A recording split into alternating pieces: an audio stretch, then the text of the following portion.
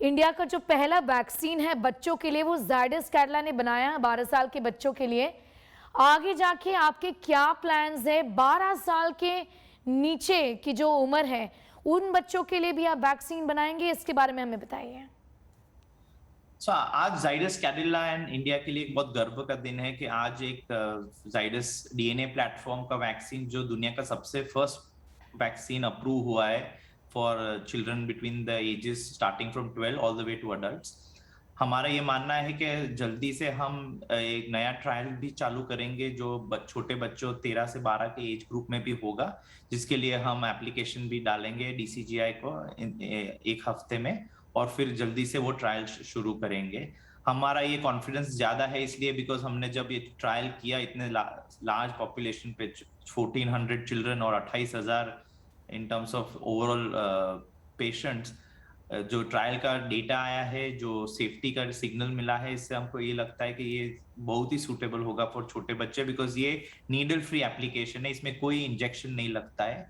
And हम जानते हैं कि बच्चों और सर्टेन अमाउंट ऑफ लोगों को डर होता है नीडल का और वैक्सीनेशन का। सो ये डेफिनेटली एक बहुत सुपीरियर टेक्नोलॉजी है जिससे नीडल फ्री डिलीवरी होता है वैक्सीन का, और जिससे कोई भी पेन फील नहीं होता है। सो हमारा ये मानना है कि ये अप्रोप्रिएट प्रोडक्ट वैक्सीन है to be given to young children. इस वैक्सीन के दाम के बारे में बताइए। ये 3 डोज वैक्सीन है तो आपकी प्राइसिंग कैसे रहेगी? प्राइसिंग का अभी हमारा कोई भी डिस्कशन नहीं हुआ है सेंटर या वैक्सीन टास्क फोर्स के साथ। हम जैसे ही बात हमारी होगी हम प्राइस करेंगे कि क्या प्राइसिंग होगा फॉर गवर्नमेंट परचेस। हमारा ये मानना है कि ये vaccine development journey has been a very important journey for the company. जी, हमारी कंपनी का ये भी रहा है ऑलवेज कि हम कोई भी मेडिसिन कोविड के लिए डेवलप करें तो उसको अफोर्डेबल बनाएं, और हमारा ये भी इधर यही मनसूखा है कि हम यही करेंगे इसके लिए। जी, बिल्कुल। अब मैन्युफैक्चरिंग में एक सवाल है कि आपकी कैपेसिटी कितनी है, आप कितने डोजेस दे पाएंगे, और आखिरकार बच्चों को ये वैक्सीन कब से लगेगी, कौन से डेट से लगेगी, ये सब पेरेंट्स जानना चाहते हैं। हमारा ये एफर्ट होगा कि हम जल्द से जल्द रेगुलेटरी क्लियरेंस लेके एंड ऑफ सितंबर तक वैक्सीन का अवेलेबल कराए। हमारे ये लार्ज स्केल मैन्युफैक्चरिंग जस्ट चालू हुआ है अभी, हमारा फुल स्केल अप होते होते middle October to end of October हो जाएगा। उसके बाद हम 1 करोड़ वैक्सीन डोजेस की डिलीवरी कर सकेंगे एवरी मंथ। मैन्युफैक्चरिंग की जब बात आती है तो कितने ऐसे कंपनीज है भारत में जो आप देख रहे हैं जिनसे बातचीत जारी है वैक्सीन प्रोडक्शन बढ़ाने के लिए और नो हाउ शेयर करने के लिए? ये टेक्नोलॉजी बहुत इज अ न्यू टेक्नोलॉजी। जी, ये स्केल पे प्रोडक्शन आज कोई ज्यादा मैन्युफैक्चरिंग कैपेसिटी है नहीं इंडिया में। हमने जो भी आइडेंटिफाई किए हैं 2 to 3 CMOs, उनके पास हम जाएंगे और इनको टेक्नोलॉजी ट्रांसफर करके उनको मैन्युफैक्चरिंग बनाने का सिखाएंगे, और इससे इंक्रीमेंटल कैपेसिटी ऐड होगा, और वो हमारा प्रयास रहेगा। इसके अलावा आपने कहा कि आप टेक्निकल नो हाउ देश के बाहर भी शेयर करना चाहेंगे, इन प्लान्स के बारे में हमें बताइए।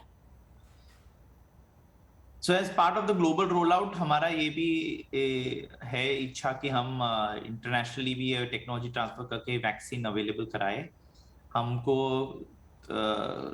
थोड़ी कंट्रीज से लार्ज मैन्युफैक्चरर्स जिनके पास लार्ज स्केल कैपेसिटी है डीएनए वैक्सीन बनाने की, उनसे बात हुई है, उन्होंने ज्यादा इंटरेस्ट दिखाया है इसके लिए, और वो भी हमारा अभी एफर्ट रहेगा कि हम उनके साथ भी टेक्नोलॉजी का डिस्कशन करके even an upgraded new platform भी क्रिएट किया जाए इसके बारे में।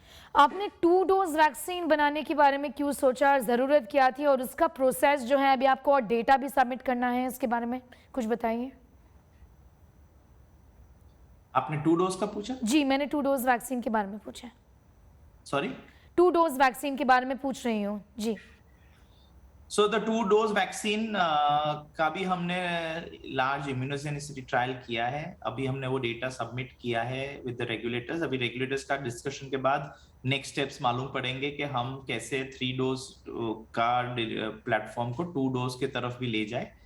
इसके लिए अभी हमारा SEC और DCGI के साथ डिस्कशन बाकी है, और जैसे ही हमको गाइडेंस मिलेगा कि क्या जरूरत होगी आगे जाके हम आप सबको बताएंगे। जी, प्राइसिंग के बारे में आपने कहा कि अभी बहुत ही प्रीमेच्योर इस समय हम बोल नहीं सकते, लेकिन कुछ इंडिकेशन हो कि क्या इस समय कंपेटिटिव मार्केट है, स्पुतनिक वी भी मार्केट में उतरी हुई है, तो क्या प्राइसिंग उसी के आसपास होगी कि आपकी वैक्सीन अलग है, वो डीएनए वैक्सीन है और खास तौर के इस समय जो वैक्सीन आप देंगे वो 3 डोज वैक्सीन है? अभी कोई भी प्राइसिंग का डिसीजन नहीं हुआ है और डिस्कशन स्टार्ट भी नहीं हुआ है, so it would not be possible कि मैं कोई अभी वैक्सीन प्राइसिंग पे बात कर सकूंगा। डॉक्टर पटेल, ये एक डीएनए वैक्सीन है जो कि कभी भी इस्तेमाल नहीं हुआ है कोविड-19 के लिए, तो ये एक नॉवेल्टी है। कंसर्न्स इस पे रहेंगे, सवाल उठेंगे कि साइड इफ़ेक्ट्स इसके क्या पॉसिबल हो सकते हैं। रेगुलेटर सैटिस्फाइड है इसलिए आपको अप्रूवल मिला है, लेकिन लोगों को क्या वॉच आउट करना चाहिए, इसके बारे में हमें थोड़ा बताइए।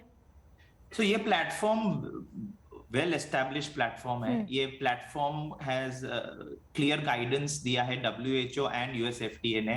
In fact until 2021 the latest refresh guidelines भी दिया गया है by WHO on DNA platform. DNA platform का होल प्रोसेस जिसे आगे बढ़ाना चाहिए रिसर्च के लिए और ह्यूमन यूज के लिए, उसका भी बहुत क्लियर मैंडेट दिया गया है by the US FDA। And DNA platforms have been found to be safe and well tolerated by both of these regulators. So हमको वो डेफिनेटली है कि रेगुलेटर्स ने ये प्लेटफॉर्म बहुत देखा है और जाना पहचाना है। इंडिया में हमने ये ट्रायल 28,000 वॉलंटियर्स पे किया है, जिसमें बच्चे भी शामिल थे। हमारे ट्रायल में कोई ड्रॉप आउट नहीं हुआ है किसी को for the reasons for the vaccine, whether वो बच्चे का था कि एडल्ट का था। हमने इनका long term safety follow up किया है। हमारा serious side adverse events report नहीं हुए हैं वैक्सीनेशन आर्म में। डेथ्स रिलेटेड टू वैक्सीन भी नहीं रिपोर्ट हुए हैं कोई भी। एंड द साइड इफेक्ट्स जो माइल्ड बोले जाते हैं वो वैक्सीन और प्लेसिबो आर्म में कोई डिफरेंस नहीं था। सो इससे हम ये आश्वासन दे सकते हैं कि डेफिनेटली ये वैक्सीन सेफ्टी में बहुत अच्छा है।